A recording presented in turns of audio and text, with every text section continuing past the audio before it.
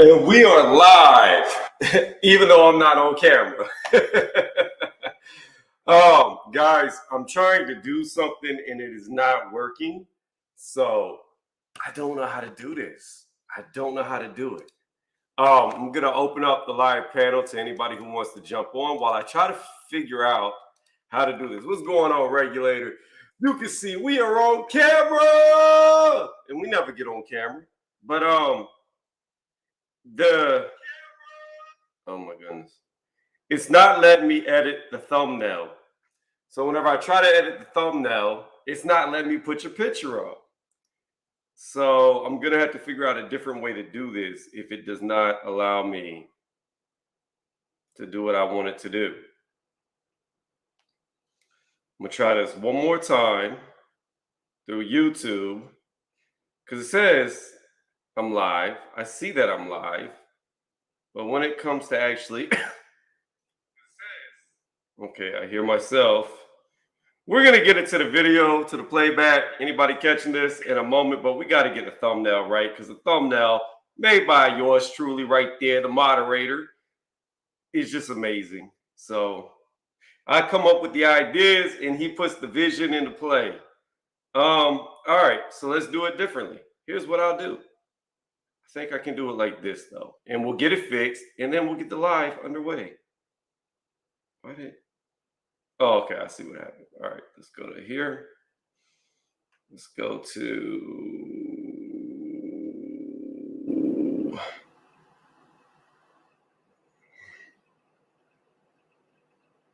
All right, let's try this.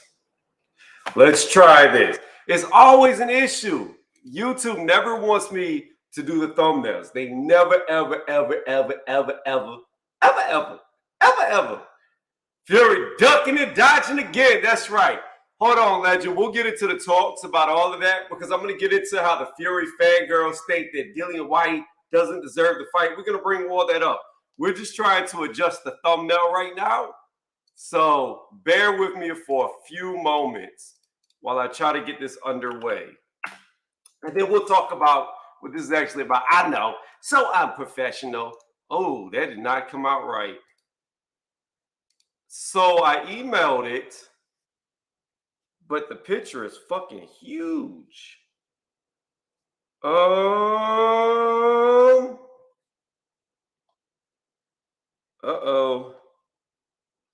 I don't know if I'm going to be able to do it. Let's try it. We're going to try it. Go to desktop. Let's see. Let's see if we can do it through the computer. Get rid of that. All right, hold on. We're about to get to it. We're about to get underway. I see me. I see my face, but I don't want to see my face. Okay, there's going to be an echo. Don't want to hear the echo. All right, here we go. Thumbnail. Oh, I think we got it. I think we got the thumbnail. Uh-oh. Did we get it? Let's check. Let's check the thumbnail real fast. London in the building. What's up to the UK? Did you hear me? Screaming from the USA to the UK. I hope you heard me. Hold on one second. Let me see what we got going on. Let's go over to do a search on YouTube. And let's see if this picture's up. It doesn't look like it. Nope, it doesn't look like it. I still see my face. Let's do Tony's reviews. And I'm going to tag the video real fast. We got it. I got him. No, it worked. It worked, regulator. Or moderator. My bad. If you jump out, jump back in, you'll see that it works. So now the only thing left to do is tag the video. That's right. We're going to tag the video. And once we're done tagging the video, then we can commence with Dillian Whyte, the real boogeyman. And we're going to get into that because Luis Ortiz is considered the boogeyman by all the people who follow Deontay Wilder. It's a fake narrative created by people who like Deontay Wilder. And I don't have any issues with Deontay Wilder. I want to see Deontay Wilder. Truthfully, I want to see Deontay Wilder versus Dillian Whyte more than I want to see Tyson Fury versus Dillian Whyte, just because I want to see how good or bad Deontay Wilder really is. I'm still with a big question mark when it comes to Deontay Wilder. I don't know how good or how bad he is. Tyson Fury may be the only person in boxing that can beat him, but we won't know unless he fights other top tier fighters. And the only way to find that out is to see him get in the ring. So if I get Deontay Wilder versus Dillian Whyte, it'll be great. I think Dillian Whyte, I've always said it, I believe that he can beat Deontay Wilder, but who knows? Deontay Wilder may knock him out and prove that he's a lot better than a lot of people say he is or thought he was. So again, I would love to see that fight, but I should have had all this tag, but this was kind of spur of the moment. Hey, Regulator, you still there? Legend, you still there? So again, to the playback, just bear with me real fast. I just want to tag the video so we can get some people on YouTube to jump in. I think I posted. So here's the link. If anybody wants to jump on the panel I don't even think it's going to let me tag the video while I'm live. Okay? Can't do it that way. Hold on 1 second. There's always another way around. There's always another option. And you're right. It might be more exciting. Bro, you know what? We're not even going to talk about how your spell correction just effed all that up. Let me see. I tried posting links to my Google Hangout group. Not sure why. Messages disappearing. So somebody was trying to give me the Google Hangout group, and he's saying his messages keep getting deleted. Do not know why. Yeah, so again, I know this is boring. This is not what it was supposed to be. Oh, why aren't you talking about Tyson Fury, Dillian Whyte? It's because we have got to tag the video. All right? So just bear with me a few more seconds and we'll get the show underway. We just need a tag. We just need to do a little ASMR. Yeah, I almost forgot what it was. Dillian Whyte versus Tyson Fury. Whyte versus Fury. Tyson Fury versus Whyte. I don't even know if my tags actually work, to be honest with you. I don't know if they should all be lowercase and some should be capital. I really don't know how to tag. All right. We're almost done typing though, because I type pretty quick. Yeah, that's right. All right. We're almost done. Tyson Fury versus Dillian Whyte off. Fury versus Whyte off. Y'all like the clicking? Does it sound like a bunch of mouses are in my house? I know it does. I know it does.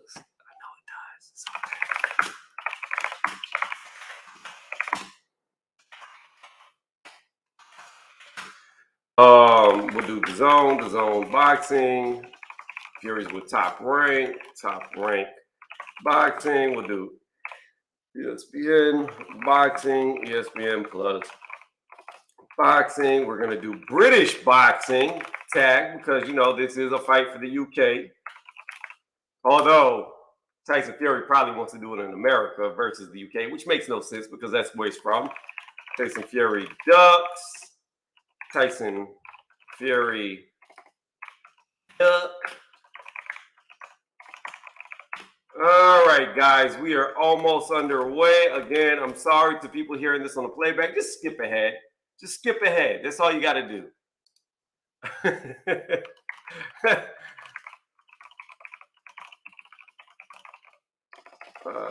It'd help if I could spell, though.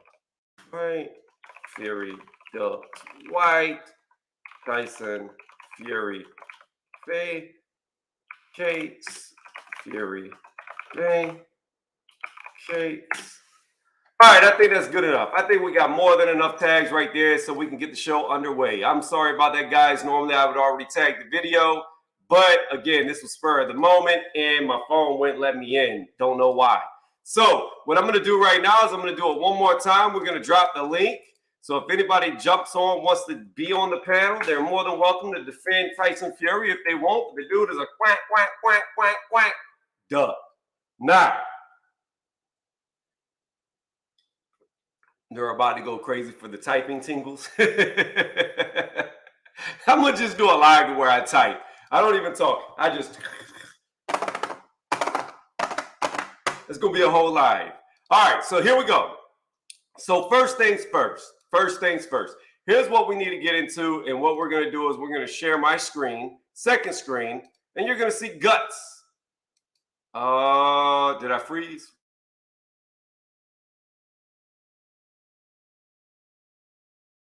What happened? What happened? Oh no. Did we?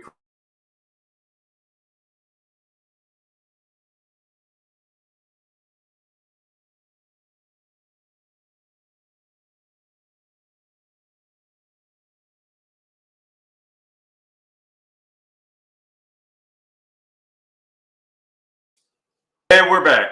Yeah, I crashed. Hold on. We're going to try to share a screen again. Let's see if it works. There we go. Boom. All right. As I was saying, let me see. White can't get Wilder in the ring. Never mind. Beat him. Well, we're going to talk about that. We're going to talk about that.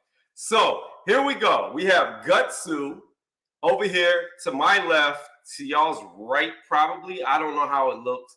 But regardless, here's what I'm going to do first. This is a post put on Twitter a long time ago, because the big thing that a lot of Tyson Fury fans like to say and Deontay Wilder fans like to say is Dillian Whyte ducked. He ducked Luis Ortiz. Now, I don't know if y'all can read this. Can y'all read this? If not, I can make it bigger. I don't know what y'all can see.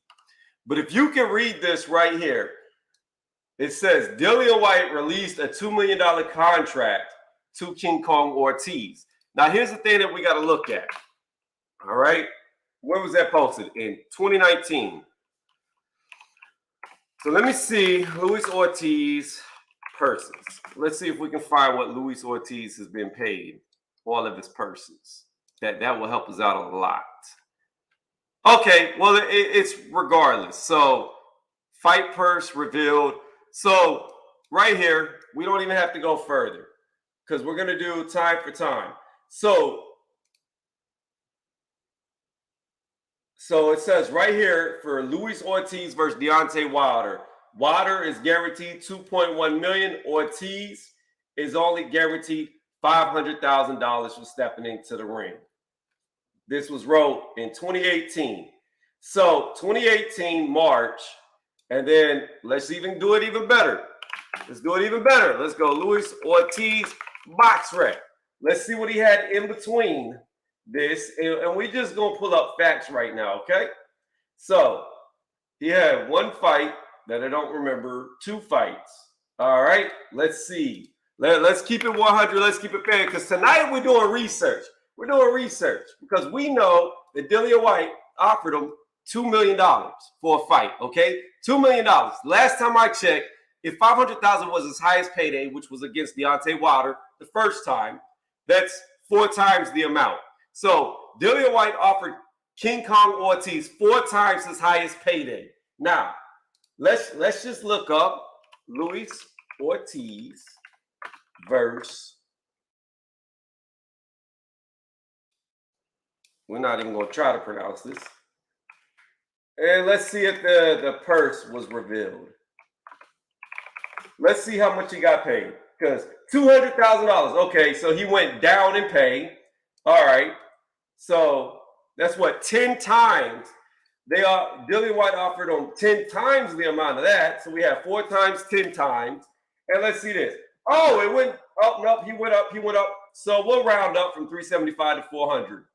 So he went back up again to 25,000 less than his highest. But that's okay. Either way you look at it, Dillian Whyte offered Luis Ortiz 4 times his biggest payday. And guess who turned it down?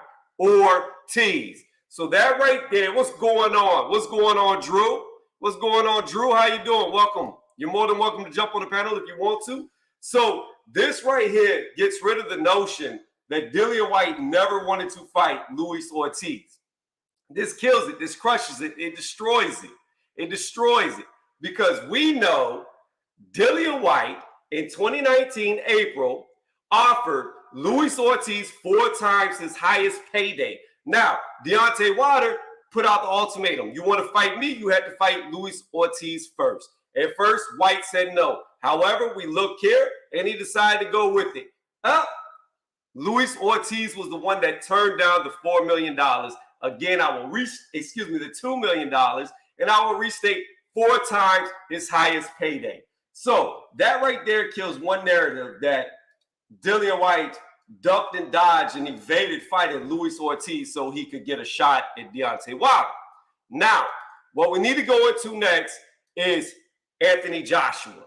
Anthony Joshua was the next thing that Tyson Fury fangirls are trying to use against Dillian Whyte. What they're trying to say is Dillian Whyte had the opportunity to fight Anthony Joshua and he turned it down, which is true. It's true. It's 100% true. There's no getting around that. He did turn down that fight. However, what they don't tell you is this, and I'm about to show you. So what we have to figure out is what was Dillian Whyte offered and what was everybody else offered to fight Anthony Joshua for the same fight. So we go over here to Big Baby Gerald Miller, and we got to see what was he offered to fight Anthony Joshua to see if what Dillian Whyte was offered was a fair offer. So I could click on these websites. However, the problem with clicking on, let me do it this way. I can click on these this way. I can click on these websites, but the problem with clicking on these websites are they want to do cookies, right? So what it says right here is Miller is meant to earn a career high purse of $4.875, so $4,875,000 plus money from a percentage. I don't know how high his percentage was off the pay-per-views because, again, if I try to click this, you'll see what I'm talking about. This is where they try to sell your information. See, they want to take my cookies, and I'm not going to do that. I don't roll like that. But anyways, so we know that some type of pay-per-view percentage was put in for Gerald Miller, okay, which means that the cap is way more than the $4.8 million, basically $4.9 million that he was offered. Okay, that's the first one. Now, we know this fight fell through because of PEDs. Now, the next one. Who was next that was offered the fight? Luis Ortiz. Luis Ortiz was offered $7 million. Let's see, is it here? Excuse me, I lied. He was offered $5 million to fight Anthony Joshua. All right? So Luis Ortiz was offered $5 million to fight Anthony Joshua. Luis Ortiz turned down $5 million, which is significantly less than what Gerald Miller was offered. Now, let's go to Andy Ruiz. Boop! Let's pull over what Andy Ruiz made for the first fight. Andy Ruiz pocketed, where is it? No, we want the first fight. Hold on, guys. I thought I had it pulled up, but I did not. Let's do one. How much money did Andy Ruiz make? Guaranteed payouts. That's not telling me.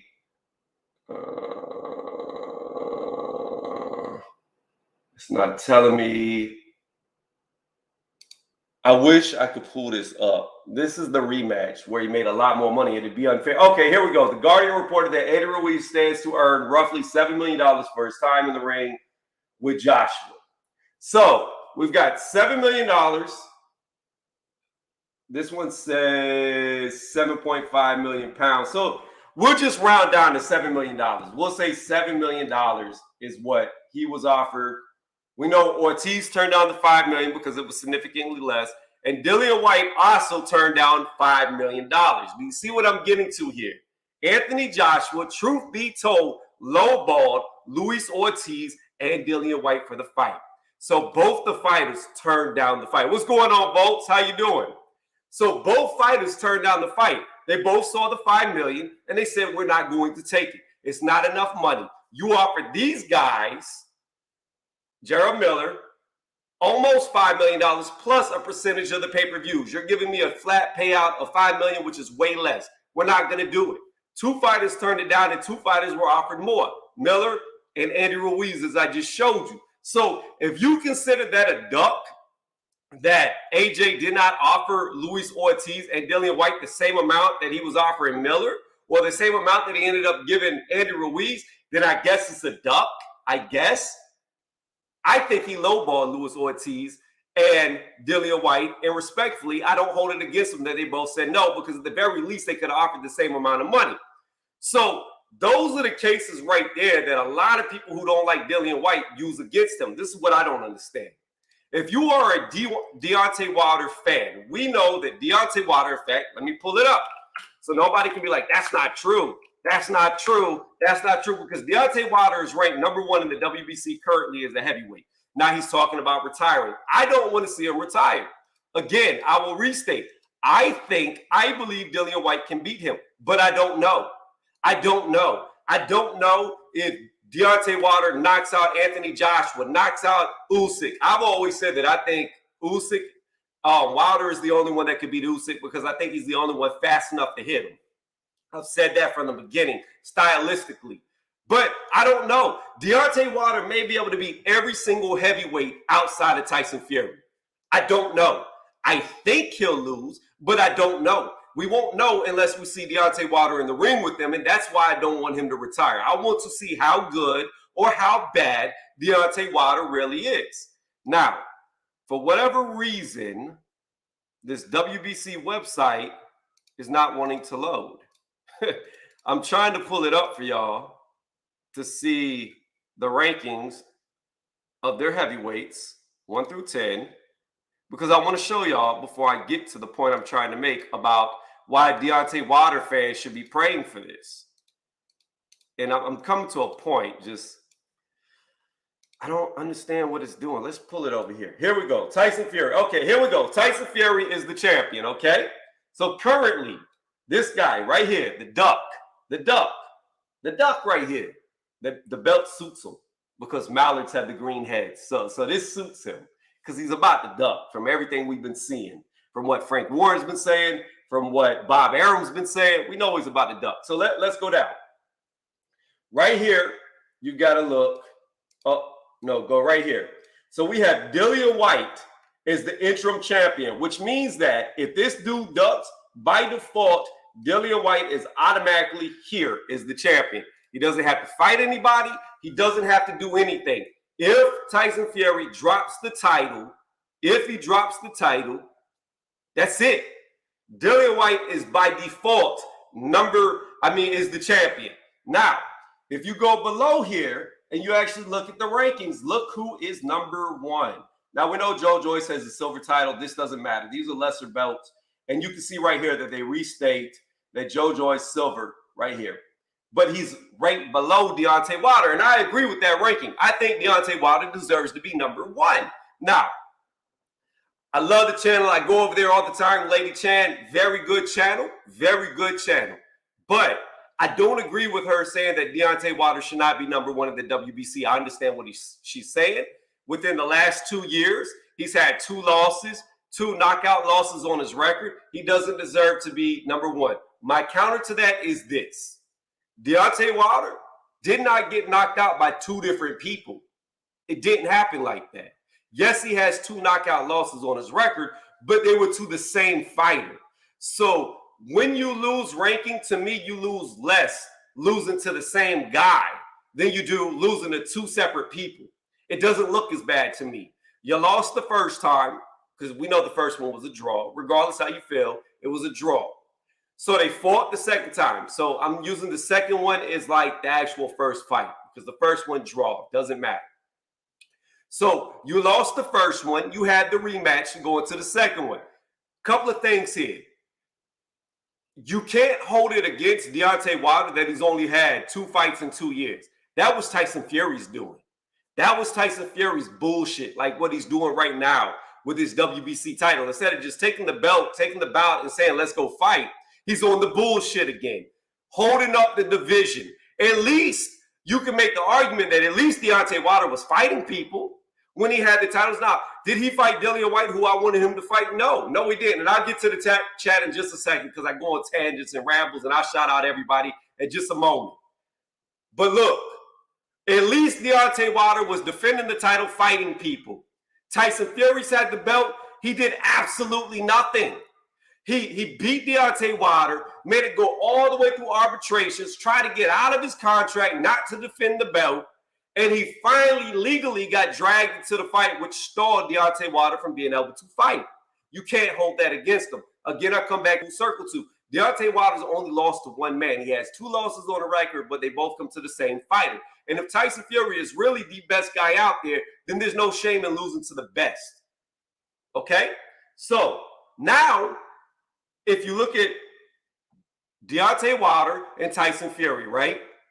Now, here we are again. Another title defense, a mandatory title defense, and Tyson Fury doesn't want to do it. The only thing I can say about Wilder is, yes, I wanted to see him fight Dillian Whyte for forever. However, the WBC never actually mandated it. Yes, he was mandatory, but they never mandated the mandatory to fight him.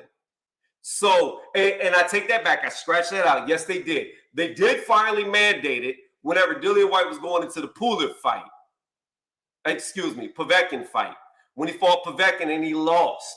So that messed it up because Dillian Whyte would have got to fight Deontay Wilder over Tyson Fury had he not lost that fight. But he lost. So he came back, reclaimed the interim title by knocking out Povetkin like he got knocked out. And then where we're at now. He's mandatory again, and Tyson Fury here yet again doesn't want to defend his title. And he's got cold feet. But to get back to the point and then to read the chat, here's the deal. Deontay Wilder had 10 title defenses.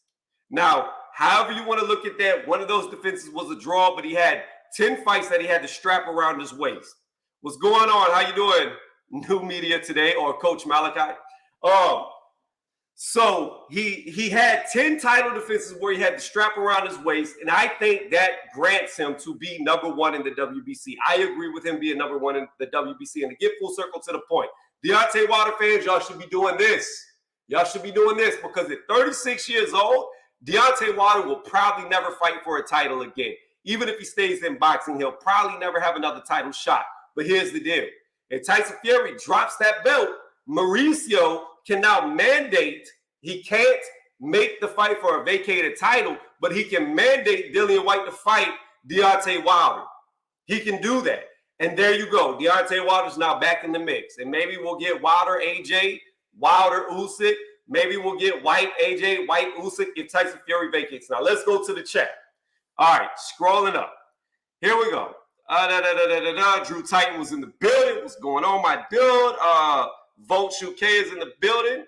Oh, it's Christmas Eve? That's what's up, my dude. Merry Christmas Eve and Merry Christmas if I don't catch you tomorrow. Brown gone in the building. Wilder still made more excuses than Tio. I agree with that. He might have made excuses, and I don't buy into all of them. Some people do. I don't. I'm the type of person to where I need to see proof, although I will say Tyson Fury in the rematch, the second fight, not the third one, was extremely dirty. There was multiple times that Tyson Fury would put Deontay Wilder's head underneath his forearm and lean back to choke him. He did a lot of dirty shit in that fight, and that rematch is what made me lose all my respect for Tyson Fury. Literally, if you watch my live commentary stream, you can see me go from wanting Fury to win the fight to hoping he lost the fight because of all the bullshit that he was doing. I didn't like it. So let's see. Wilder lost his 3 fights. He's WBC number 1 ranked. No, he lost his last 2 fights. He's only lost 2 fights. And like I said, like Coach Malachi, who just came in here, will show the receipts. Regardless how you feel about the draw, this is his official record right here. 42-2-1. And you got to understand, after he had a draw with Tyson Fury, he had 2 fights that he won before he came in here. And you can see right here, look at his activity. He lost 5 months later. He drawed 5 months later. He was fighting. 6 months later, he was fighting. 3 months later, he was fighting. And then look at how long we go. We go from 2020, 02 to 2021, 10. Because of this fuckhead. And I'm going to call him that. This fuckhead right here, Tyson Fury. This dude who is the definition of holding up the heavyweight division. But let's read on. We don't know because he protected all the way up, selling him as a KO artist. Nothing wrong with that. As far as that goes, that's why I said I don't want Deontay Wilder to retire. I want to see how good or how bad he actually is. He may be that guy. He may be the hardest puncher in heavyweight history, but we'll never know unless he fights a Dillian Whyte. He fights a Anthony Joshua. He fights a Usyk. He fights a Joe Joyce. If he fights those calibers of guys and knocks them out with the first clean shot that lands, you got to rate him up there. Regardless how he looks technically, it really doesn't matter. A win is a win. So let's go here. Yeah, I agree. Tony Wilder still has some great matchups. There you go. Let me see. Wilder should be at least 3. I don't agree. I don't think Joe Joyce has done more or anybody else in the WBC. Let's see. Tony, what's good, fam? Hit the like button and subscribe if you're new to the channel. I appreciate that. Yeah, Fury did fight Tyson dirty, but Wilder should have been ready for that in the 3rd fight. He fatigued. He did fatigue. He did. But I don't think it had to do with the weight. I think it had to do more or less with the leaning on top of him having to hold up 280 pounds. That's a lot of weight to hold up. That's a whole lot of weight. And it can make anybody tired, especially when you have smaller legs. Like I said, I'm going to drop this in there again. If anybody wants to drop on the panel, you can. All help is good help. I appreciate everybody stopping through, even if you just stop by to say, hey, what's up? So let's go past this. Now, what I'm going to do here is I'm going to try to find it. Now, we're going to dispel what Frank Warren is saying. All these stupid pop-ups. I hate these pop-ups. We're going to dismiss what Frank Warren is saying right here, because Frank Warren is saying Dillian Whyte only makes $300,000 a fight. Dillian Whyte didn't make $300,000 a fight before he fought Brian Minto, which was before AJ. I believe this was his 16th or 17th fight, so this was his 15th or 16th fight right here. Dillian Whyte hasn't made $300,000 for how long? And these, okay, that's actual dollars, but the rest from here down is pounds, which is more than the dollar. More. Look at this shit. Hey, regulator, kill that stupid bot. Get rid of them. Ban that. I don't want nobody clicking any links and getting their shit hacked. But again, so we're going to dispel this. Here's what we're going to do. Now I'm going to hop over here. We're going to play an audio. I'm going to play an audio real fast that I heard earlier today that I put in my video. Actually, I just jumped to my own video. Why am I looking for a video when I can just jump to my own video? It's almost like I make YouTube videos. Stupid commercials. And it's on my video. All right. Tyson Fury is about to vacate. All right, let's listen. Let's listen, guys. Let's bring the speaker up to the camera. I want y'all to hear this in case y'all haven't heard it. Warren had to say today. You can make a play or who wins the purse, but it never got until June. So Tyson will fight, but not for the WBC title. He will fight. But Tyson will fight, but not for the WBC title. Was that be the case? Dang, Tony, thank you for saying what they said in the video. We just all heard that too. Yeah. But hold on, AJ made $3 million. That's fine. It doesn't matter if AJ made $3 million. It doesn't matter. That's irrelevant. That's not what I'm here discussing. Who made more, Anthony Joshua or Dillian Whyte? Frank Warren claims. In fact, let's pull that up. Frank Warren, 300K Dillian Whyte. Now, unfortunately for this, the second Povetkin fight, it's not posted. I couldn't find it anywhere. So if anybody can find it, let me know. But let's look this up. Stupid fucking shit. It really pisses me off. Frank Warren claims that Dillian Whyte has only made $300,000. And that's why he deserves an 80-20% split, which is bullshit. They're trying to price themselves out of the fight. They don't want to fight Dillian Whyte. It's as clear as day. They don't want the fight. They do not want to fight him. I'm trying to see in this article if it actually shows, because I want people to see this so they can see the bullshit that these promoters say. Because Frank Warren is on some bullshit. It's just like, this is bullshit right here. This is bullshit. This statement right here. He wants to be out again in March and then get rid of obligations with Whyte. based on the terms decided by the arbitrator. This is bullshit right here. We know he's lying. We know hands down that Frank Warren is lying, because here's the deal. Mauricio Suleiman already mandated this fight. So there is no arbitrations holding it up. Once it got mandated, that was it. That was it. There's no holdups. Where is it? I can't find the article. I know there's a YouTube video right here, but I don't know where he says it. And I don't want to play the whole video because it's not my content, so I'm not going to play somebody else's.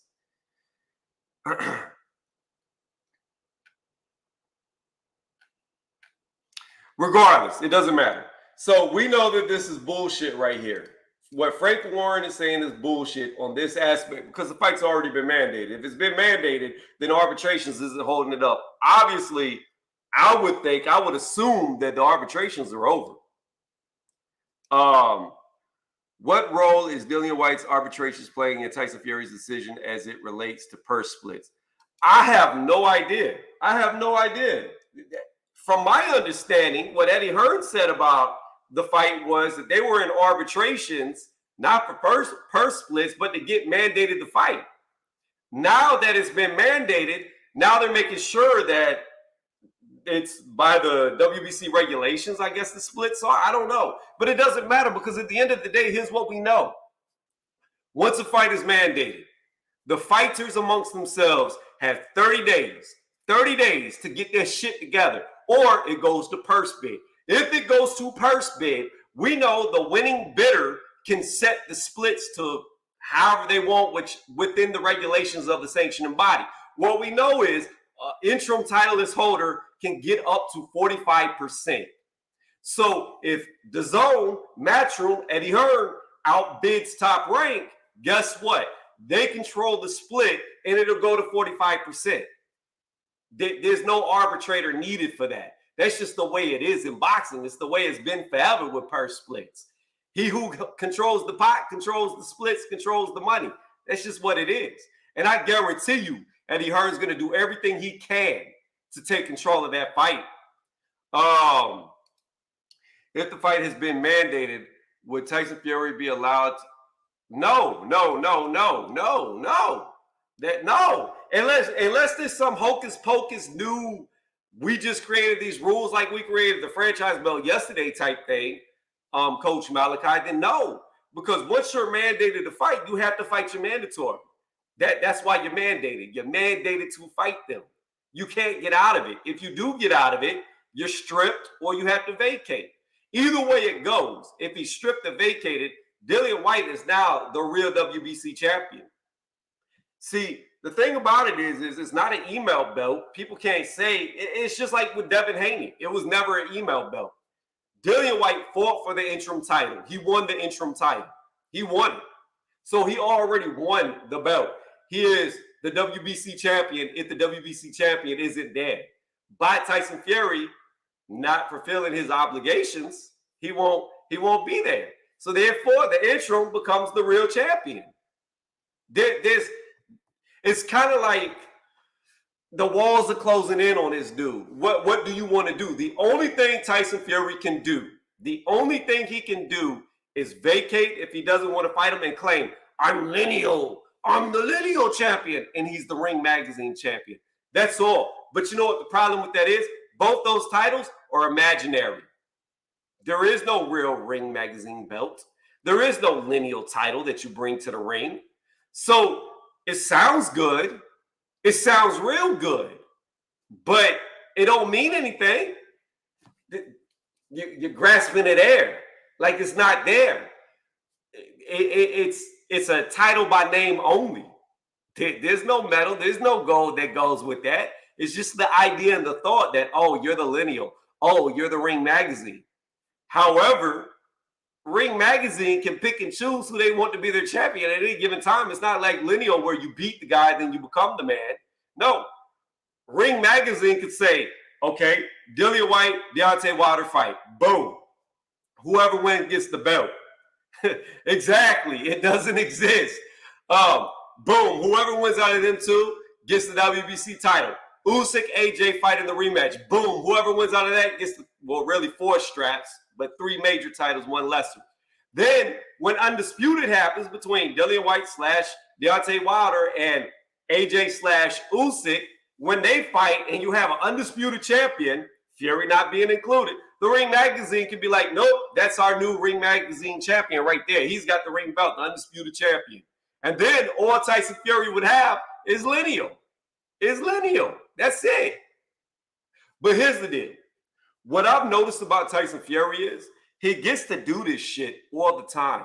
And the media and everybody, they never, ever, ever call him out on his bullshit. When it was boar meat, it got swept under the rug. When it was cocaine, it got swept under the rug. For all we know, Fury could have went juice to the fucking gills when he fought Klitschko. We don't know. We know he failed, but he was allowed to fight. I believe he failed in the Christian Hammer fight, is where he popped hot. So he was allowed to fight again. Went away for 3 years. Came back. And it's just like he was already contractually obligated to fight Deontay Wilder in the trilogy. Now, whether you wanted to see it or not is irrelevant. He did everything he could to get out of that fight that he was obligated to, which would have been the first time he ever defended a title. Because he didn't defend his title that he got from Klitschko, because he went on his 3-year, I'm going to get fat and allegedly drive my car off the road, allegedly go through mental health issues. That's what he did. Never defended. When he fought Deontay Wilder in the trilogy, first time he defended his title. But he did everything he could to get out of it, just like now. They're doing everything they can to get out of it. I don't understand it. I don't understand why people don't call Fury for what it is. If you look at Fury's resume, what names really stand out? Klitschko, Chisora, and Wilder. Who else does he have?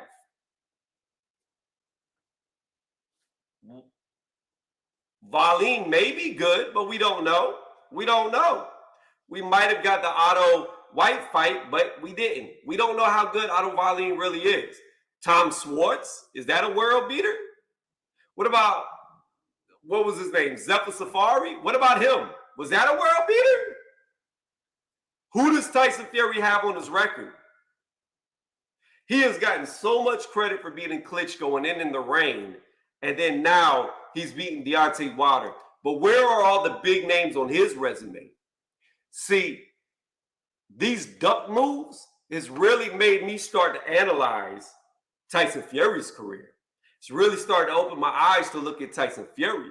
Why are you so scared to fight this dude? Maybe what Dillian Whyte said is true. Maybe he has knocked out Tyson Fury multiple times. Maybe he did have him crying on the canvas in the gym whenever they were training together. Maybe all that's true. Maybe that's why he doesn't want to fight Dillian Whyte. I don't know. I need some water. My mouth's getting dry. Let me see. Dillian Whyte got sparked out by over-the-hill Povetkin. He got a gift decision over Ruiz. He needs at least... Okay, Joe, how did he get a gift decision over Ruiz? He dominated Ruiz every round, except for where he fell by the uppercut, and he was winning that round before he fell. Like, what's going on, best of the best? Joe, you got to explain to me, what did Oscar Ruiz do in that fight against Dillian Whyte? I saw him get beat up for 12 rounds. What did he do? How did Whyte get a gifted decision? I don't agree with that.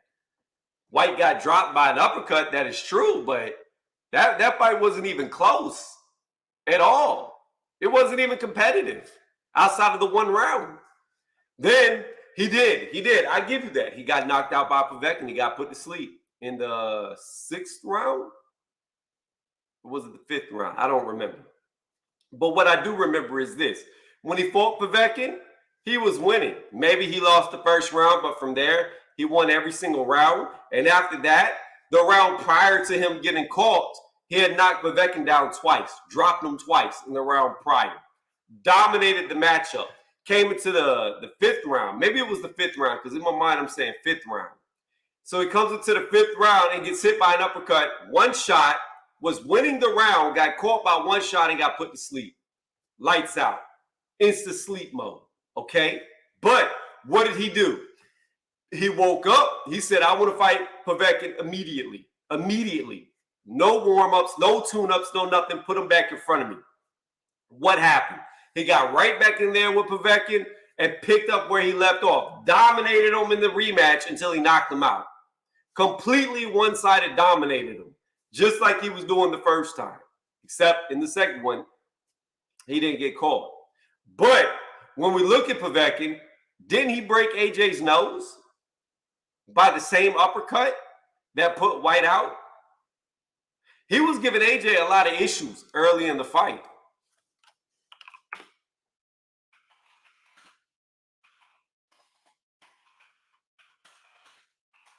I'm going to look up exactly what his injury was.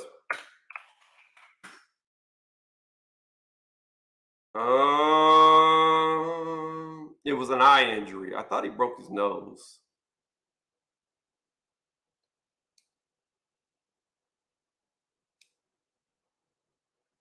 What did he get messed up? Oh, it was his nose. He needed surgery. Yeah, he broke his nose. So, yeah, he broke his nose with the same shot that he put Whyte to sleep with. So I'm not understanding that, Joe. You got to explain to me. You have to explain to me. You got to explain it because it doesn't make sense to me. It doesn't make sense at all. I mean, let's just go to the resumes. We'll do this.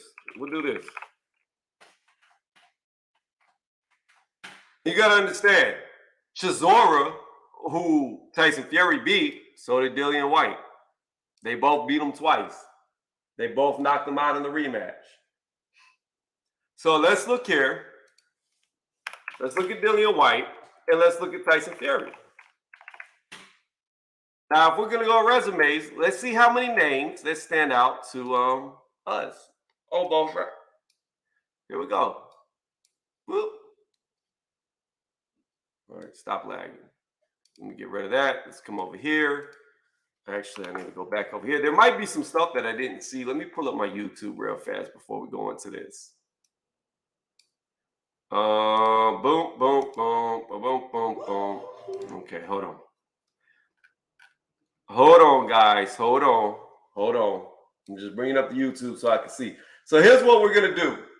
We're going to go over these resumes and see who has the more notable wins. Except for Safari, like I said. Like, yo, what the fuck? This is what we doing. All right, so look here. Can y'all see this? I don't know if y'all can read these or not because I just don't know. So for Tyson Fury, we've got Deontay Wilder, good win. We've got Otto Wallin, could be a good win. We don't know. Tom Schwartz, what has he even done? Don't know any of these. Wow, he went to fight a guy who was 6-7. This is a decent win, but I don't even know who the hell this is.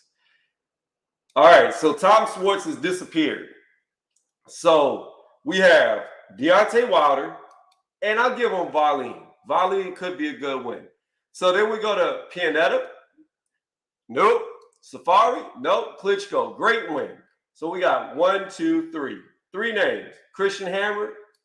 I guess that's a decent win. I guess. I mean, oops.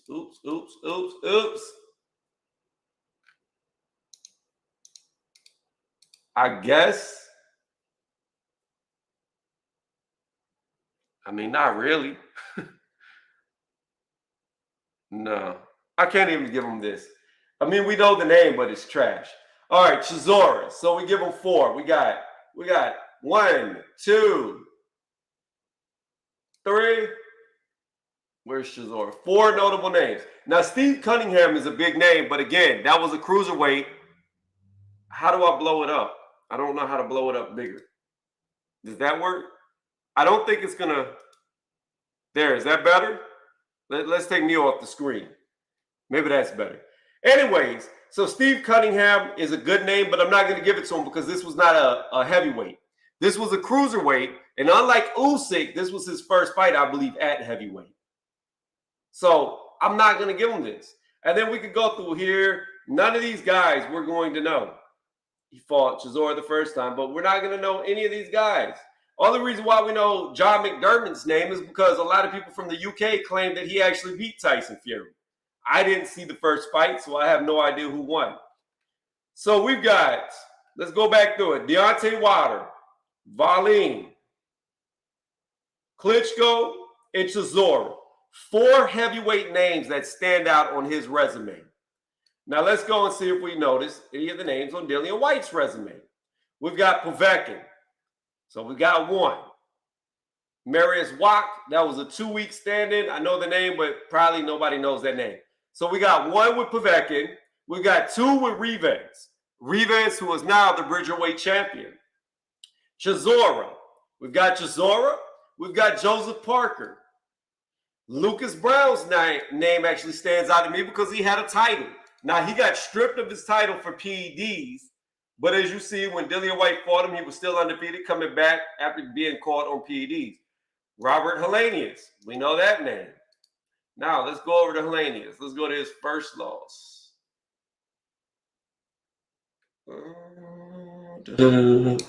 But that's not really a big name. So let's go back. 1, 2, 3, 4, 5 names.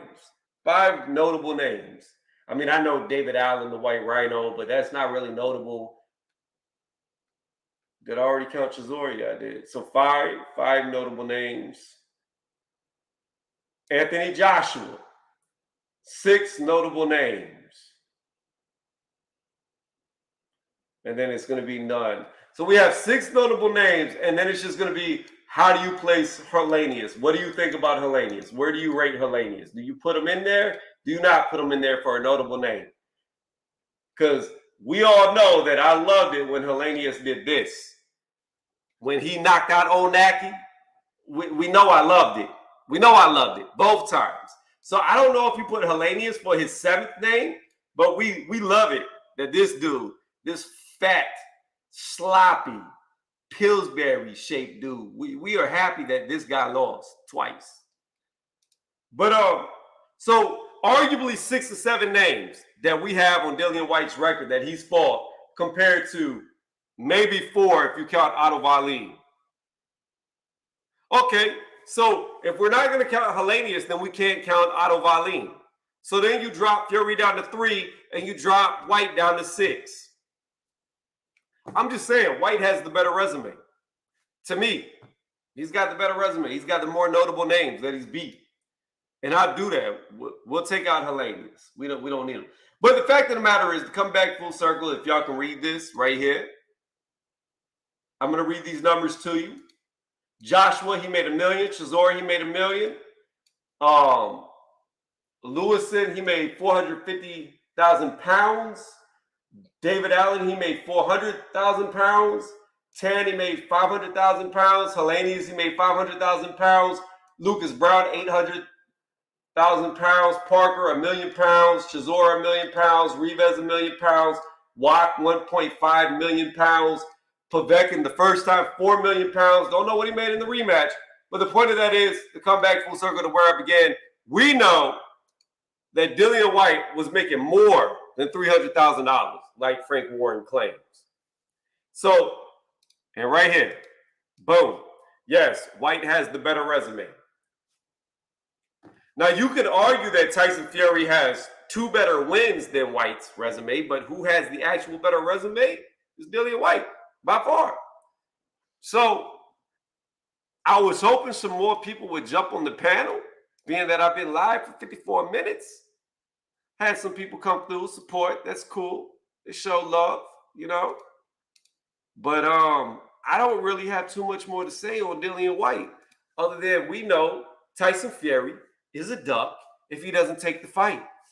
We know Tyson Fury doesn't like to take rematches. And to me, it just looks like he's scared. It looks like he's scared. They have history together.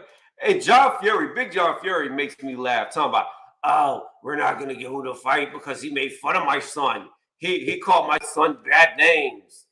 He called my son bad names. We're fighting men, but we won't fight. What's going on, best of the best? How you doing? Tony Reviews, what's up with you, partner? Not much. How about yourself? Hey, shit, just checking you out. Just came through. Thought I'd pull up, check you out. I see you was on the live, so I said, let me get on here and see what Tony talking about tonight. So, yeah, Dillian Whyte definitely, yeah. What I was saying to you in the chat, yeah, Dillian Whyte definitely got the better resume. You definitely who fought the more notable name, no doubt. I was just saying Hellenius, like I was feeling the same way you was feeling on Hellenius. Like I don't know. Yeah, I don't really, you know what I mean? So yeah, I was feeling you on that. Yeah, that's why I was saying like Hellenius, you could give him, you could take. It's one of them where if you know boxing, you know who Hellenius is, but you have no idea what boxing is, then you wouldn't know Hellenius. So I don't really care if he's there or not. So I just give Whyte. Whyte's got 6, Fury's got 3. Right. So what is they supposed to be trying to make this fight happen or what? What's going on? Is they trying to make the Dillian Whyte Fury or no? Frank Warren came out today with hold on, I'll tell you. I don't know who interviewed him. It was some UK source that interviewed him today. It was IFL TV. So IFL TV did an interview with Frank Warren, and Frank Warren basically said that Tyson Fury is going to fight. However, he's not going to defend the WBC title against Dillian Whyte.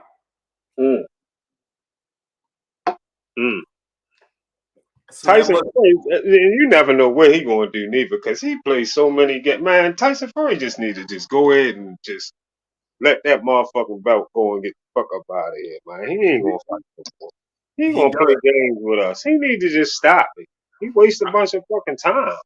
I agree. He held up the heavyweight division for over almost damn near 2 years because he didn't want to fight Wilder again. Yeah, man. Go ahead. He just always got different things. It's a different, always another situation with him. So I just wish he would just go ahead and walk away. That's all.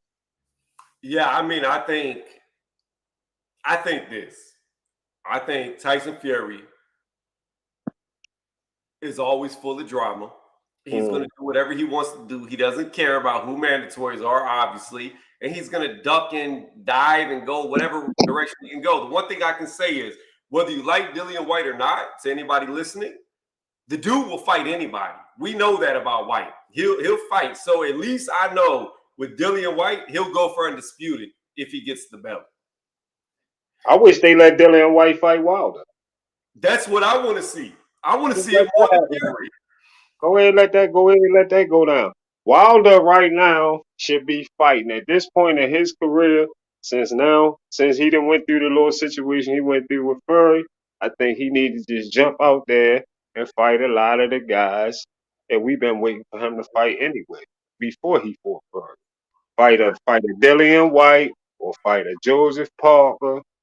I don't give a fuck if he fought a Dark Chisora. I would be satisfied with that. It would still be a good fight. Good fight. Yeah, any of those fights, just take those fights. Walk out the door taking those fights. You're going to do like 3, maybe 2, 3 more fights and then retire. Those are the type of fights he should take. Well, see, and that's my mindset, just like yours. I want to see it for a different reason. I want to see Deontay Wilder continue to fight those types of fights so we know how good or how bad he actually is. Right. That's what it's going to let us know. Yeah, because if he goes there and he knocks out Chisora in the first round, like he's done to so many people, if he knocks out Joseph Parker in the first and second round, even if he knocks him out in the 12th round, it doesn't matter. If he's knocking these guys out, like a Chisora or Parker, guys who are known to be durable, then we can say that Deontay Wilder is a lot better than what people have given him credit for. Right. And I would give him credit if he knocked out, especially if he knocked out Parker, or if he knocked out Parker or Chisora. Well, Chisora probably be a little easier for him to knock out anyway, but I still would want to see him fight Chisora because Chisora would be dangerous to him too. If he let Chisora hit him in the right places or get him in the right situations at the right time. So inside anyway. But that would still be a good fight. But if he knocked out somebody like Joseph Parker, definitely hands or Dillian Whyte, either one of them two, yes, you definitely got to give him more props than probably he been getting throughout his career just for taking those fights and beating the guys like that after losing to Fury. Yeah, no, I agree with you fully. I 1,000% agree. Like I said, I mean, 36 years old, Wilder's older, but I don't think the thing about Deontay Wilder is if you take away the Tyson Fury fights, he's really never had a hard fight. He's never been in a war. I guess you could say Luis Ortiz the first time, whenever he was beating him up, and I believe it was like the 6th round when he hurt Wilder. But outside of that, he's never really taken damage. So I think Deontay Wilder could still fight for at least 2 to 3 more years if he wanted to. And I agree with you. Like those are the fights we need to see him have, and he can just go ahead. Those are the fights, like you're saying. Those the fights, man. Listen, it's like this, man. You can't. You cut things straight down the middle. That's why I listen to you. I support your channel because you do go straight down the middle with shit, and you're not going to sugarcoat shit. If you just, that's like when people say it's. I always hear a lot of guys say that they think it's a deep rooted hate. It's always these words. It's a deep rooted hate for Deontay Wilder. It's not no deep rooted hate. Motherfuckers don't hate Deontay Wilder. I don't know Deontay Wilder. What the fuck would I hate a motherfucker that I don't know for? But I just know, far as what I'm watching in that ring, him being a boxer, when I watch his career and watch what he doing, I didn't like a lot of the shit that I was seeing going on. I don't give a fuck about what he do outside his career. I'm pretty sure he's a good family man to his kids and his wife. Probably take care, like do the right things in life. That's all good, and I don't got nothing to do with that. So I don't never judge nobody from that. I'm just talking about what I see in this motherfucking boxing ring, and Right. I see a guy. When I look at this guy, I don't see no rhythm. I don't see no technique. I don't see nothing that makes me say, wow, this motherfucker is the shit. Look at him. I don't look at him and see like I'm looking at Jerome Boots Ennis right now, like, what the fuck is going on? You know what I'm saying? Or like I look at Bud, how I was looking at Bud while Bud was doing what he was doing, and a lot of other fighters, Lomachenko. These guys that I'm looking at, these the guys that's making me watch boxing. Like, what the fuck? God damn, you see this kid? You see this boy? Like, oh, this come on now. It's the excitement of, they draw you to that shit. Deontay Wilder, I watched Deontay Wilder and I just be, look, anytime I done sat in fight parties, I put my hand in God, I done sat in fight parties and listened to females. When you hear a female, I done listened to females say, what is he doing? Or what are they doing? They fighting at the Luis Ortiz, Deontay Wilder fight. Fucking females talking about they fight like girls. And I say, y'all, I'm sitting there like, hold up. You hear what shit? Hold up. Y'all hear this shit? What you said? They fight like what? Like they fight like fucking girls. Who is that? And if you got people like that talking about you like that, Tony, come on now. I gotta keep it a buck. He gotta change all that shit up, or it is what it is. We can't say it no different. We only gonna talk about what we see. And see that's my point. Like I agree with you. Like when I look at Deontay Wilder, there's a leaf. I don't know. I was looking at a leaf. My bad. Somehow I got on my carpet in here. But when I look at Deontay Wilder, I see the same thing you see. I see a guy who's very off balance. I see a guy who's technically not as good as guys that you would think would be at the elite level. I see a guy who has a lot of flaws. But here's the thing. That's why I always say I want to see him against those other guys like you mentioned. Because regardless how bad he looks technically, if he goes out there and just mollywops these dudes, then it doesn't really matter how bad he looks because a win is a win. Whether you look good winning or you look bad winning, if these other fighters can't beat you, then you the best, but at the same time look the ugliest, but it doesn't matter. Like I will say that straight right hand when the fighters that been hit, with that straight right hand when it land, how the fuck it's supposed to land the way he want to throw it. Yes, that motherfucker is a shotgun. All Well, right, think about this. all Think right. about That bitch a shotgun, no it. doubt. It is, but think about this. In the rematch or the trilogy, the third fight with Tyson Fury, he dropped his ass from the clinch with just like a little tap. Like it didn't. The shot that knocked Fury off balance, the first one that dropped him, didn't even look like it should have hurt. It looked like just a little touch while they was in the clinch, and I think it caught him like right above the ear, maybe slightly behind. He just, and then you see Fury is hurt out of nowhere. Like that type of power that he generates could be some type of mystical power. But again, like you said, we need to see him fight a Parker. We need to see him fight a Chisora. We need to see him fight a Dillian Whyte, which I hope happens. I really hope it happens because I'm going to tell you this right now. If Deontay Wilder fights Dillian Whyte and he knocks his ass out in the first round, second round, third, fourth, fifth, I don't care what round. If he knocks Dillian Whyte spark out where White's just snoring, I'm going to say that Wilder it is a lot better than I ever thought he was to make a whole fucking video about it. I would too. I would do the same thing. I would give him his total whole props if he did that. And believe me, I would give Wilder all the props in the world if he knocked out Dillian Whyte. But you bet now let me flip that coin. If Dillian Whyte come in there and he fight Dillian Whyte and Dillian Whyte knock him out, like if Dillian come in there and spark him, it's gonna be ugly. Because everybody and their mother gonna be saying that we all knew that he just couldn't beat those level fighters. It started with Fury, and now look, what's the name that sparked him too. He can't beat them level fighters. We knew that the whole time before Fury. That's what the story gonna be if he lose to a White or something like that.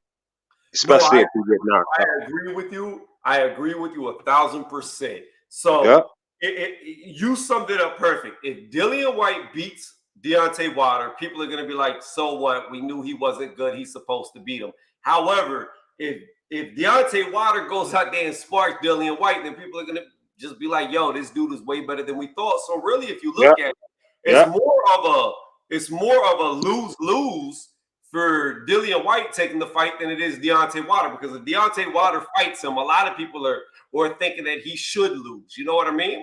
Right. Yeah. What Whyte has on the line is he could lose plus lose the title he's been chasing for so long, whereas Deontay Wilder, he has a chance to prove to everybody I'm better than what you thought I was, and he gets his title back. So if Whyte lose, that's it for him. His career over too. You see what LeBron wrote? If Wilder makes Tuesday and Thursday leg days, the power he could would have would be crazy. Talking about Deontay Wilder doesn't work legs. He does have little legs. Like he definitely. I think that's one of the reasons why he looked like he was fatiguing in that trilogy. Like he put a lot of mass up top, but he didn't put a lot of mass down low. Like his legs look damn near the same size they were at 205, 215 as they were when he came in at 235. Like, let me tell you something though. I had to give Fury his props because I never thought. When you look how big Fury is, he one big, tall motherfucker. You just wonder how this big motherfucker maneuver himself like he do. He got a nerve to be dancing around sometimes. He can flick that jab, and Fury throw that motherfucking weight on him. Fury know what the fuck he be doing. He got a lot of shit with him. But Fury a good fighter though. He a good fighter. But let me tell you who my guy though for real in the heavyweight division. I'm gonna tell you, but he's just a little small. Usyk, my guy, Tony. Usyk, my guy. No doubt. That's my guy right there. I fucks with some Usyk. I like Usyk for so real. you got Usyk in the rematch. You think he's gonna beat AJ again? Yeah, I think he might get AJ. And you know I like AJ, man. AJ my man still. I still fuck with AJ, but Usyk that heavyweight Lomachenko, Tony. I'm telling you. I fuck with Usyk, yo. Usyk my man. You know, I picked Usyk to beat AJ when they first fought. I picked them to win that fight. What's going on, Lady Chad? You're more than welcome to the panel. Let me drop the link. If you want to get on, you can. If you don't, you can listen from the sideline. But I picked them. The only thing I worry about the rematch with Usyk and AJ is if AJ comes in like 250, 255 with all the weight, the muscles, the strength, I don't know if Usyk's going to be able to fight him as easily. You know what I mean? Like, I think AJ came in way too small for Usyk. No. I mean, I don't. I mean, that could be that. Yeah, that. I mean, yeah. Because the thing is that could help him. I mean, it could slow him down too. At the same time, see, only thing I worry about with Usyk, like you say, only thing with Usyk I just worry about because he a little too small for that division for real. When you really come up against the right big motherfuckers in the heavyweight division, but his skills though save his ass. His boxing skills would save him. You know what I'm saying? So as long as he know how to keep big motherfuckers from trying to use their weight on him, like how Lomachenko do. Lomachenko, you see how Lomachenko always pull his arms away, like when motherfuckers trying to hold him or sling him, he always dragging his arms down and dragging his arms real hard. That's what type of shit. That's how Usyk gotta be to them big motherfuckers in the heavy. You gotta keep them motherfuckers up off because motherfuckers like Fury gonna try to put his weight on him. And that's how they beat him. They're going to lay on him, get him tired, lay on him, keep laying on him, and they're going to beat him. They're going to beat on him while they land on him and all that. If he stand there, that's how he going to end up. Well, see, that's one reason why I think Dillian Whyte makes, I don't want to say easy work of Tyson Fury, but that's one of the strong reasons why I think Dillian Whyte will beat Tyson Fury, because tactically Tyson Fury likes to grab you, put all his weight on top of you, and try to tire you out by just laying on you. And Dillian don't like that shit. Well, the thing about it is, the thing that I see is Dillian Whyte, he's shorter at only 6'4", but he's got a lot of weight behind his ass. He's 255 to all the way up to 265. We don't know. Oh, yeah, he's strong. He's strong, too. He's real strong. And I think if Fury tries to lay on him, he's just going to get tossed off. I don't think he can do it. I don't think Fury's strong enough to put the weight on Whyte. And I think if anything, White's going to hold him and be hitting him with the free hand to the body. And Fury's not going to want to clinch. Yeah. But I agree with you. I don't know if Usyk could beat Tyson Fury, though. Like, I would love if it comes down to Tyson Fury and Usyk, it's just like, that's a huge weight disparity over Usyk. Like, that's huge. Huge, like, huge. Do you know what type of win that is? If he could win that, that's a big win if he could beat him. I'm saying, like, I know people don't agree with me because a lot of people say that Holyfield, and I agree right now that Holyfield is the best cruiserweight that went up to heavyweight. But I'm going to tell you this. If Usyk goes on and he beats AJ again and he fights, whether it's, I don't care if it's Deontay Wilder, Dillian Whyte, or Tyson Fury, for whoever he fights for undisputed, if he beats them and wins undisputed with how big these fucking guys are compared to him, he's got to be the best cruiserweight, in my opinion. He's got to be. Yeah. Because he cleared it out undefeated. Holyfield took losses. This was undefeated. Like, that's real talk. Hey, that's real talk, Tony. Ain't nothing wrong with that. That's straight real talk. Yes, it is. That would definitely be the situation should that happen. Yes, that is absolutely correct. Yes, it is. And I fuck with Holyfield. Holyfield, my guy. Definitely. Holyfield, my guy. But I gotta go with that though. That's real talk right there. And that's my only thing. It's like, Holyfield right now, currently, because we don't know if Usyk's going to win or lose. We don't know the future. We don't know what's going to happen. But currently, by far, Holyfield, best cruiserweight that's ever fought, in my opinion. However, like I said, when he tried to clear out the heavyweight division, he took losses. If Usyk can clear out the heavyweight division with no losses, I got to restate what I just said. He's got to be the best cruiserweight that's ever fought. He has to be. Not only that, but not only would he be clearing out the heavyweight division, but he cleared out the entire fucking cruiserweight division. He beat all the best at cruiserweight. Like, I don't know if there's been a guy who's beaten every single best guy, like cleared out the whole division, then moved up to heavyweight and re-cleared it out. And I see that them guys was, and there was some good dudes at cruiserweight. A lot of people be sleeping on cruiserweight because we don't be watching cruiserweight like that. But a couple of them guys he took them belts from, they was all right. I forgot one of them start with an M, and he was a good ass fighter. I forgot. I had did some research, but I forgot his name though. I think his name start with an M. His last name. Yeah, Gassiev. Or Gassiev, yeah, that's his name. Yeah, that's his last name. I think it's like Murat, something like that. Murat. Yeah, something like that. That's what I'm talking. Yeah, and when Usyk fought him, he was undefeated at the time.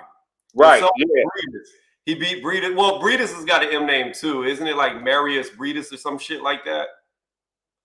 I think it's Marius Breedis. Yeah. But regardless, Gassiev and Breedis are still champions right now. They're still champions at cruiserweight. Ain't that division that Canelo talking about going to? Yep, to fight Macaboo. Right. So Macaboo is a champion too. He got super belt. There's four. You have Gassiev, Breedis, Okoli, and Macaboo. Okay. All right. That'll be big for him too if he go up there and do that. I mean, if he do that. Yo, people are saying that's a cherry pick. I don't think it's a fucking cherry pick. You got a guy. Tony, he better be careful though. He better watch himself up there though. That one of them boys might break his ass up. Macaboo can punch. He can punch. He can fucking punch. I mean, I know people say Canelo's got a good chin, but at some point in time, it might be too small, and physics takes over. And I don't know. Like it's a dangerous fight. It's a real dangerous. Yeah, that's dangerous for him to go up there and do that. Nobody can hate on that. Just because he won't stay down and fight, what's his name at 160? Yeah, right. You can't say nothing if he go up there and do that instead. Then he just go ahead up there and do that. Benavidez is a dangerous fight. Even what's the name of dangerous fight? The boy at 175. That motherfucker. I don't know. Canelo. They say, I know they say I see the. I know Canelo. I know the boxing skills. I know, and he gonna catch him a lot. It's gonna do that boy fall? I mean, how long good is his chin? Because if his chin good enough to take some of what Canelo gonna lay on him, and Canelo, I don't know if Canelo chin good enough to take too many of him flush. I don't know if you could take too much of him flush. Not nothing that he put on Canelo, but I know. I wonder if he could eat some of Canelo shit because he gonna eat a lot. He gonna eat a couple good sandwiches trying to get in there. But once he make connections with him, I don't know who will win that fight. If Canelo fought him at 175, that's a good fight too. Canelo should be thinking to maybe go take that instead because I think that's a little bigger. Right. As far as pay-per-view, that's pay-per-view too. People buying that. I'm dropping 75 for that all day. I dropped 90 for that. He going here and fight better be at. If you motherfucking right. I dropped 90 for that to watch that. Yeah. No, I mean, I don't think Canelo can beat Better Beef. I think Better Beef would just walk him down and unload on him, and I don't think Canelo could take him. Canelo's got a good chin, but I don't. Just because you have a good chin doesn't mean that if somebody hits you enough, your chin's still gonna hold up. Like, right. But look, Lady Chan, you're right. Tony Bellew did knock out Macaboo, but you know what Tony Bellew also did? He went on to be a very good cruiserweight. He went on to beat the who's of cruiserweight. Then he jumped up to heavyweight to fight David Haye. And then he came back down, and guess who Bellew got fucked up by? Usyk. Yeah. Yeah. But Tony Bellew was a good fighter. Like, I pulled him up right here. Like, Tony Bellew wasn't a bad fighter. Adonis Stevenson fucked him up bad. Like, Adonis Stevenson right here, that was a bad knockout.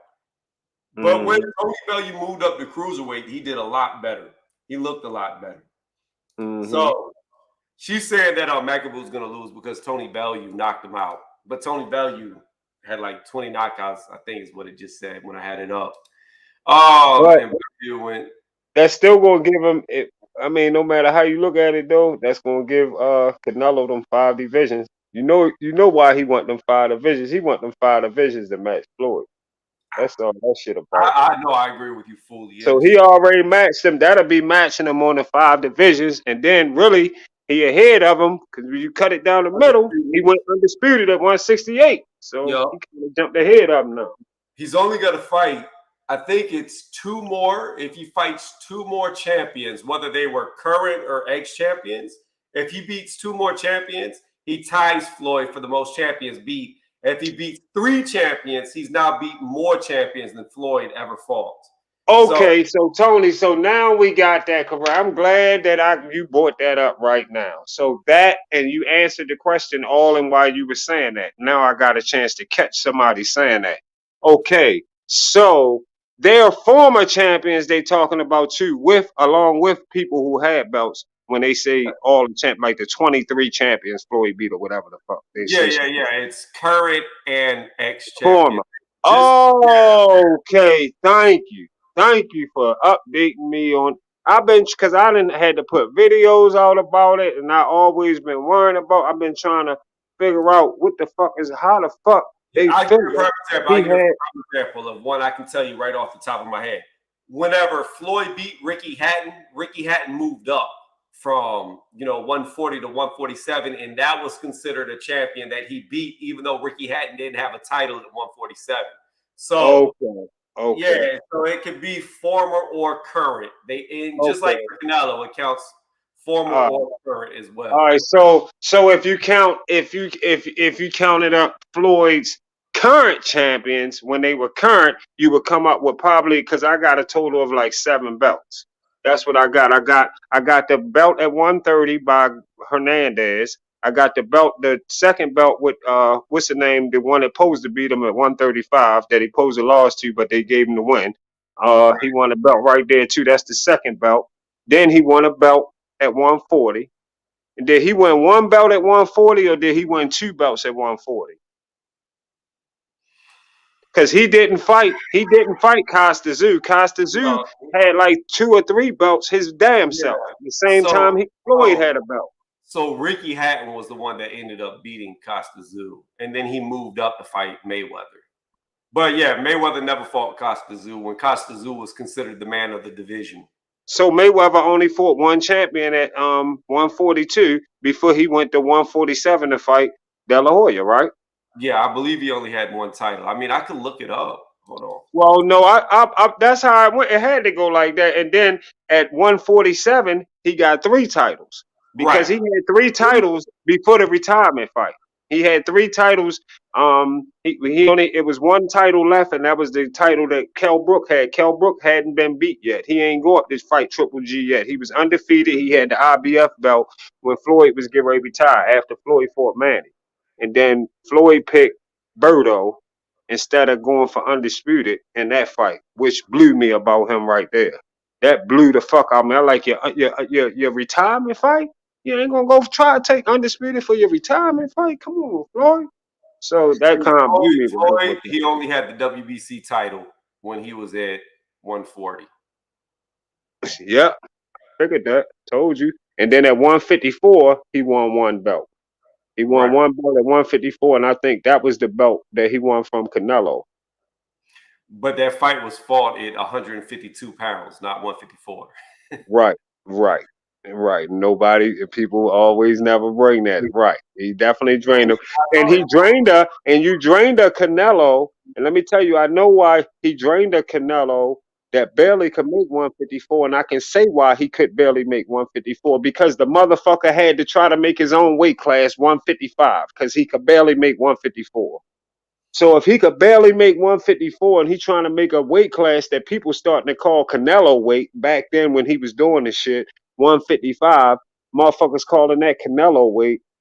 If he barely can make 154, Lord knows I know he felt like he was dying at 152. Yeah, he had to feel like that. It's kind of like I hate the fact that Chad Dawson went down to 168 to fight Andre Ward, and he lost to him, and you could tell that he was weight drained. But here's the thing. That's Canelo's fault. If Floyd yes, it is. Yes, it is. Like you can't hold that against Floyd. You can't hold it against Floyd Not because at all.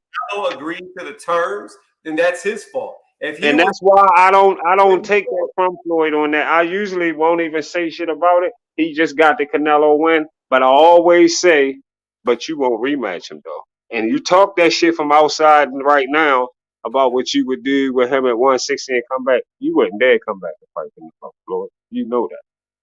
You're not doing that. Canelo will hurt you right now. Canelo will break that motherfucking what's the defense? What's the shit that he do? The shit the Philly shell shit, the others that he got another name for it? hold on. I'm trying to figure out what Lady Chan was talking about. What was the fight that Floyd ended up fighting someone who was 19 pounds heavier? I don't know because I know whenever he fought Canelo, it was at 152 and there was a 10-pound rehydration clause put on it.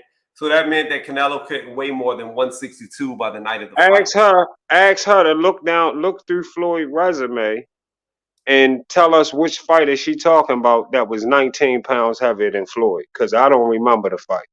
I watched his whole career. I don't remember. Maybe Conor McGregor. Conor may have came in huge against Yeah, Floyd. maybe Conor McGregor after his career, the wrestler. Yeah, he probably 19 pounds heavier. I don't know. He wasn't a boxer. Maybe Cotto. Cotto's the only other guy I know that could have been that big. It could have been Cotto because Cotto fought at 154 when Floyd fought him. So maybe Miguel Cotto came in that big. Cotto? 19 pounds heavier than 154? Cotto really come out the 140-pound division. I know he did, but I'm trying to think of guys that he fought that would have been 154. I don't know who he fought that was 19 pounds because I remember that when he fought Canelo had to go to a catch weight and there was a rehydration clause. Maybe Oscar De La Hoya was 19 pounds bigger. Could it have been Oscar? Because Oscar was big when he rehydrated. Maybe Oscar. Maybe it could have been Oscar. If she looked through that resume, the only person I could think of, maybe it could have been Oscar. Maybe Oscar could have been 19 because Oscar did look kind of big. It had to have been either Conor McGregor or Oscar De La Hoya. Those are the only two. And I know it couldn't have been Canelo because, like I said, Canelo, there was a rehydration clause on the fight. I could be mistaken, but I'm pretty sure. If you want me to be truly honest with you, though, I still think that because of where Canelo was at in his career, as far as where his mindset was at that time in his career, had Floyd let him be 154 and not 152, I think Floyd still schools him the same way they did that fight. I think that particular fight, Floyd still gives him the same type of, because Canelo was going to do all the same kind of shit that he did that night. The way he was trying to fight was not the right way. He wasn't fighting like he be fighting now. He wasn't fighting nothing like he be fighting now when he fought Floyd. When he fought Floyd and then fuck around and fought Lara, and once he got a whiff of Floyd and he got a whiff of Lara, when he got them two ingredients in him, he was a monster after that. He turned it up. And guess what, Tony? I didn't like that motherfucker. I'm sitting here talking about him and couldn't stand that motherfucker. I was a Triple G, right? Yeah, I fuck with Triple G. I was a Triple G guy. Simple as that. I was Triple G. And Triple G, I felt like was doing his motherfucking thing. He was fucking motherfucker from Curtis Stevens to David Lemieux, Danny Jacobs, the whole resume of Triple G. And I was saying Triple G bet not go down in no motherfucking 155. They'll fight no motherfucking Canelo. Fuck no. Canelo was trying to get him to come like, don't go down there to fight that motherfucker. He ain't training. Fuck no. Stay right there and you bring your ass to 160. And he brought his ass to 160 and he beat my guy. You know, I thought the first fight, we could have got the edge. I think we could have got the edge in the first fight. I thought hands down Triple G beat Canelo in the first fight. I thought. I mean, I've watched it a couple of times, and I don't see how you could say Canelo beat him. Like, Right. I know. And I lost $100 on that fight. Huh? I ain't gonna lie. I lost $100 that night. Canelo beat him. So I mean, I was hurt. You know, I was fucked up about it. And then he turned around and he did beat him in the second. I ain't even bet on the second fight. The second fight he did beat him. But you know, it is what it is. After that, that's why I'm talking about him now like I am though, Tony, because he the type I have to admit, like he turned me. He made me. He made shut the fuck up. You gonna be a believer. I'm gonna make you a believer. I'm gonna make you a believer. Canelo today is not the same fighter he was when he fought Floyd. Like it's not even like I know Floyd has said that he fought a prime Canelo, and this is clear as day. Canelo is way better today than he was when he fought way better. Way better. Way better. Way better. He will, like I said, what's the name of the defense that Floyd used, Tony? Philly shell. Yeah, the Philly shell. Yeah. Well, yo, he will beat him out of that. Yo, he will beat you out of. What's the name? What's the name? Was trying to shit. You watched that fight? Caleb Plant. Caleb Plant was trying to rock that shit all fight. I'm telling you, Canelo will beat you out of that motherfucker right now. You will get beat out of that motherfucker show. Try curl up in the corner, do all that, curl up, putting your hand up in your, tucking your head down in there. Canelo will beat you out of that. Yeah. He not having that shit. Yeah. What's going on, Dan the man? Yo, Tony, what's happening, man? Long time no hear. Yeah, man. How you doing? I'm good, man. I just thought I'd pop in here for a second. But I heard you guys talking about Floyd's career at 147. So yeah, the fighter you guys are referring to, he fought those 19 pounds heavier than it was Carlos Baldomir. The same guy who beat Zab Judah. Yeah. And obviously what's ironic about that, Canelo also fought Carlos Baldomir too when he was coming up at 154, you know, in his earlier days. Knocked him out. So you know, Baldomir, we all know what's going on. I'm not sure everybody knows what's going on with him, but he's kind of in a legal mess right now. I think it involves murder or something. I don't know, but it's not looking good for him in Argentina. So, anyways, yeah, he is. I think it has something to do with a family member. I could be wrong, but I have to go back and check. But it is something to do with the murder charge. So he kind of fucked up his life. So it is what it is. But yeah, though, man. To your point, though, Floyd, when he fought Canelo, yeah, that Canelo, when he fought at the time, look, say what you will, he was a great fighter, even though he had a whole lot of wins. But if you look at those wins, he fought a lot of guys that were like way, way, way past their prime, like the Baldomirs, like the Kermit Citrons, like the, who else?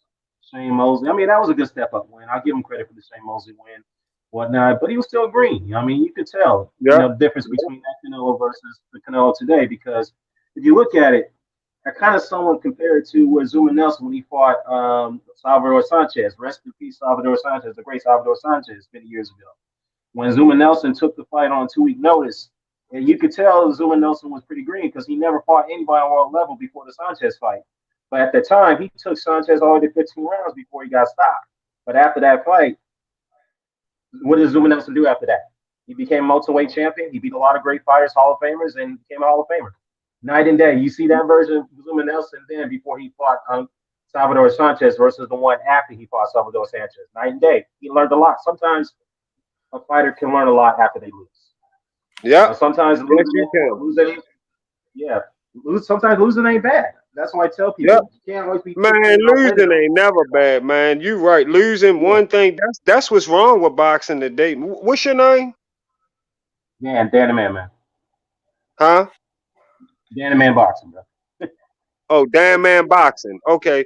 Dan Man Boxing. Yeah, that's what's wrong with boxing today is they think the losing shit is something wrong with losing your O when we not paying that shit no mind that you lost no O. We worrying about who you fighting and what you trying to do and what you trying to accomplish and seeing how much if you do take a fall, how you look getting up, getting back on your bike and coming back to do it again, kind of like what Lomachenko going through right now. That we like that shit. That's what we like about the sport. That's what we like. We want to see that type of shit happen. So if it happens, so what? That's why we so upset with the career with the shit Tank Davis going through right now. That's why we not liking that shit. Yeah, well, it's all part because who his promoter is or his manager, however you want to call it. They're the ones who Yeah. kind of created the narrative propaganda that if you lose your O, you ain't shit no more. And because of that, they have set the stone where every fighter is afraid to lose their fights. Because if you lose, then there you have no more investors on your side. What I mean by investors, no more promoters putting up the money for your fights, your purses. The networks are going to cut your contracts. These guys fear fear losing their O's. And to me, it's sad and it's fucked up that I'm not, I'm trying not to fully blame Floyd, but but it is. He did go out there publicly and say that if you lose your O, then I ain't fucking with you. That's what he was saying. You got to go and take care of your problems with that O. You know what I'm saying? That you lost, why you lost. But he would use that as an excuse not to fight certain fighters over the years. I mean, not saying, look, he had a great career, but let's be fair. When he got, to after the De La Hoya fight, he was very careful who he fought after that. Let's be real. He was very careful. Cherry picking. Very careful. It is what it is. Yeah, but this is why I wish that we all can go back to the old Don King days. I mean, back then, when I was watching the boxing, 90s, man. I mean, yeah, I'm gonna keep it real, man. Back then, we didn't even give a fuck about the O. We cared about the best fight, the best. Look, Don King is a fucking crook. I get it, but he will tell you straight up: if you want to get the big purses, you got to fight the dangerous fights. Man, check this out. You ain't got. I'm so glad that we got YouTube now. I'm glad that the shit that we got YouTube is a fucking like. Oh my god, I love this shit because I get to go back to the fucking 1950s. Man, Tony, I sit and roll up, put on motherfucking Archie Moore, all of them motherfuckers, and watch that shit like I'm watching a fight up to date right now. And like he said, them motherfuckers fights. I be sitting there like, yo, this shit is crazy how this shit done changed. These motherfuckers was killers. Oh my god. Oh, yeah. These motherfuckers was killers, yo. Like, what the fuck? Yeah. What, back then, these fighters they were better conditioned back then. You know why? Because they didn't use these special enhanced training regimens like they do now. Sometimes I feel that these advanced training regimens are making fighters, stamina deplete a lot faster than they did back then. Because back then they did like old school hardcore training. They weren't as big, but but at the same time that's still beneficial to them because they did all the road work. They did all the hardcore exercises, the wilderness training back then. That's why those guys were able to go 15 rounds back then. You know what I'm saying? It's funny though because I was watching. I mentioned Evander Holyfield. I watched him fight Michael Dose the other night. Now I know people don't remember, don't bring up that fight, but that was I remember that fight. That was a good ass fight too. Hell yeah, that was a good fight. Hell yeah, that was a good fight. Yeah, Evander was 206 pounds in that fight. Michael Dose was 226, almost 230. That was in they was in a heavyweight division. They was in a heavyweight or cruiserweight. No, that's a heavyweight fight. That was heavyweight. Yeah, that's right. That was a heavyweight fight. Yeah, that was the fight where whoever the winner of the fight was going to be the number one ranked challenger to Mike Tyson's title at the time when Mike Tyson was the undisputed champion. And at the time, as I read and I recall, a lot of people were accusing Tyson of my mic's been muted this whole time. Oh, yeah. Holyfield won his fight, and he was ringside in Japan for the Douglas fight. And if Mike Tyson would have won, that's when they were first supposed to fight. However, Tyson got knocked out, and then Douglas fought Holyfield, and Holyfield mollywopped him. Yeah, in fact, Douglas came in at 245 in that fight, and Holyfield was 204, 205. Hey, I like Holyfield. I like Holyfield and Riddick Bowe. I like that. That was a nice war. Oh yeah, one of the greatest trilogies of all time. I'll tell you that. But the thing about Riddick Bowe, man, look, he was a good fighter, but he disappointed me, man. He's like one of those guys, great potential. Yeah, he's in the Hall of Fame, but we all know why he's in the Hall of Fame because of that Holyfield trilogy. Let's be real. It's kind of like, to me, it kind of reminds me of Tyson Fury retires or Deontay Wilder retires. They'll probably go into Hall of Fame based off the fact that they fought each other 3 times. Look, I But met other than him. that, I don't think they should. Go ahead. I met him when Go ahead. his girlfriend was having a baby at the hospital in my city. His girlfriend was having a Uh-huh. I don't know if it was his girl or his wife. She was having a baby at University Hospital, and my brother was working down there at the time. And they called us Okay. down there and told us, he said, yeah, Riddick Bowe out front. Said his girl having a baby in the hospital, we out front. So we pulled up down there real quick and got out the car. And look, me and my man that got out the car, he looked like Holyfield, right? He about Holyfield size and he got a bald head.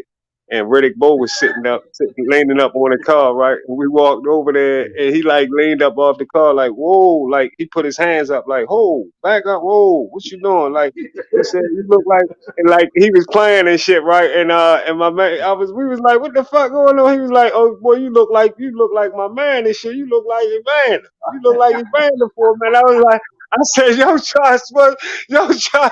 can ready to push up on you. Talking about you look like Evander Holyfield off this motherfucker. I said, damn.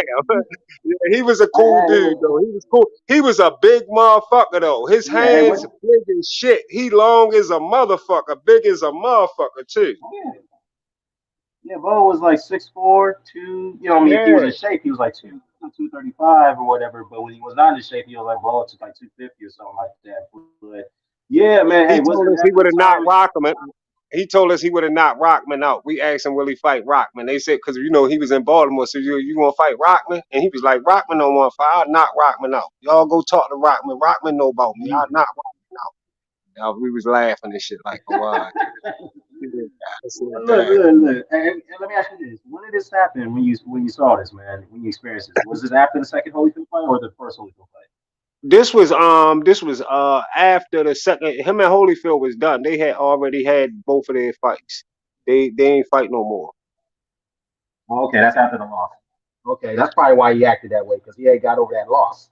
All right, but hey, it is what it is, man. But it is what it is on that one. Hey, that's good stuff, man. Good stuff, yeah. But let's dial it back, man. I know people don't Rockman know. got his little punch in when he knocked out Lennox Lewis. He had his little fun and run around here like he was a king. Everywhere he was moving like a king, all in the strip clubs and everything. The night he knocked out Lennox Lewis, but Lennox Lewis told him in the Yeah, press conference, "I'm gonna get with you though." He told him what he was going to do to him, and when he got him back in there, kind of like did what he yeah. did. Rockman knew what was up because you know what? Rockman knew what was up after that fight. He knew he landed that shot. He knew when he landed that shot. He's like, man, I lucked out on that one, man. I don't want to fight this dude again. Even though he knew he had a rematch, he had to be, he had to oblige to. But he tried to get Don King involved and try to find a legal loophole to get out of it. What he was trying to do is get out of that contract and take a couple tune-up fights and fight Mike Tyson after that. That's what they were trying to do. They were trying to fight Oh, Mike Tyson. who was trying to do that? Rockman and them was trying to do that. Yeah, Rockman was trying to do that. He was trying to fight Oh, Tyson. oh, okay. Yeah, he was trying to fight Tyson. I mean, to be fair, I think Tyson would have knocked him out anyway. But Right. I think he was just chasing the money. But but at the same time, though, it was like he knew that he had a contract that he needed to fulfill. So Lennox had to take him to court. The court told the judge ruled in Lennox's favor and told him, look, you got 2 choices. Either you give up if you fight him now. If you don't want to fight him, then you got to sit out for 18 months. So you risk being stripped. So Rodman couldn't do that because he didn't have the finances to sit out for almost 2 years. So he had to take the fight. So Anyway, I mean, look, interesting times, man. Interesting times. I remember the time when people would say the '90s heavyweight division was bad, but if you look at it now, I'm like, are you crazy? Look who fought in the '90s. You had Foreman, you had Holmes, you had Holyfield, you had Bowe, you had Lewis, Shannon Briggs coming up in weight. Coming up at the time. You had Ray Mercer, Tommy Morrison, God rest his soul. You have like You know, I'm not going to mention those guys. I don't want to mention Henry Akawande. I don't want to. Nah, never mind. I'll leave that one alone. George, I tell you, man, George Foreman left me shocked when he came back and did what he did. When he did that to Michael Moore, that Michael Moore knockout, I will never forget that ever, never, ever forget that knockout that night with George. You know what, though? You know what I hate about that, though? I'm sorry. Michael Moore was dominating him, and Holyfield, excuse me, why did I say Holyfield? Foreman was like, I was setting up the shot the whole time. I was setting up the shot. No, the fucking word. He just clipped him and got lucky. Like,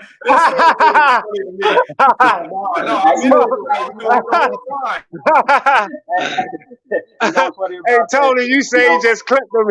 He just caught. That was some lucky shit he caught him with. Yeah. When he called Michael Moore, like that was so lucky. Like, because he was getting beat. He was losing, but whenever he hit him, it was like a video game. Like you just see the whole fight bar deplete and one shot. Yeah. Hell yeah. But that shit's just funny to me how Foreman talks about, yeah, I was setting up the shot the whole time. The whole time I was looking for it. Mm-hmm. But I'm about to end the stream here. We've been going for damn near 2 hours. Both y'all let them know where they can find y'all. I'm gonna jump on YouTube so I can link y'all's channels so they can sub. Dan the Man, I don't know why, but I had to resub to your channel. I was like going through my channels list looking for your channel, and it unsubbed me for some reason. So I had to resub to you because I like to post everybody's channels that are on the panel before I close it out. So let me get over here. All right, here we go. So this right here, so the playback and anybody here, y'all can catch Dan the Man here at this link. We're going to put it up here. So all you got to do is click that. You can catch them on that link. And then Best of the Best you can catch on this link. Sub to their channels. Both dudes, no boxing, as y'all hear. And they put out good content as well. But, yeah, anything y'all want to say? Man. You know me, I'm a non-biased. Yeah, sorry, Tony. Yeah, man. Just like, thanks for having me on, man. I really appreciate it. But hey, I'm a non-biased guy. I have my favorites, but I'm gonna call it out the way it is. Either it's my favorite fighter or not. So I'll just let you guys know that's where I am, man. But yeah, good stuff. But I just want to say thanks for having me on, man. I really appreciate it. Hey, it's good to have these type of talks, man. Talk about the great fights of the past, man. That's something we need. No doubt. You know, it's just it's healthy. It's healthy debate. So I think we need to do more of it, have more of these conversations. You know, so that way we can keep. You know, we can educate people who are not too fond of the great fighters back then. You know what I'm saying? So, yeah. You know, the problem with educating nowadays is it turns into, you're just a hater. You're just a hater.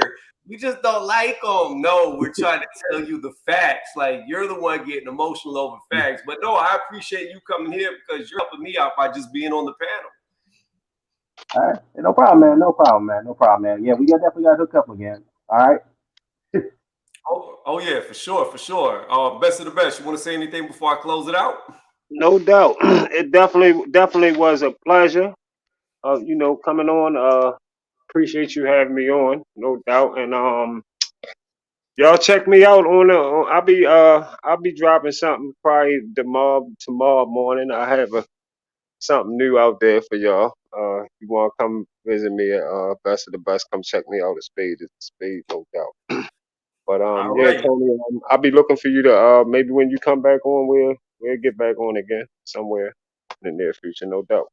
Yeah, I need to start going live more often. I rarely ever do lives unless it's just like commentary for a fight, and even those are rare. But I'm gonna try to do this more on a regular because I like this. Yeah, no doubt. And look, I surprisingly caught you today. So if you're gonna do one, like sometimes if you want me to try to catch you like at night or whatever, I'll know, come in my or send me a message or something in my comments or anything and tell me when you're gonna be doing something. If you want me to come on, like I come on and kick it with you. And all right, cool. I definitely do that. I definitely take you up on that. Again, this was just like spur of the moment. I really wasn't thinking about going live till I was like, hey, I should go live. And then I just went live.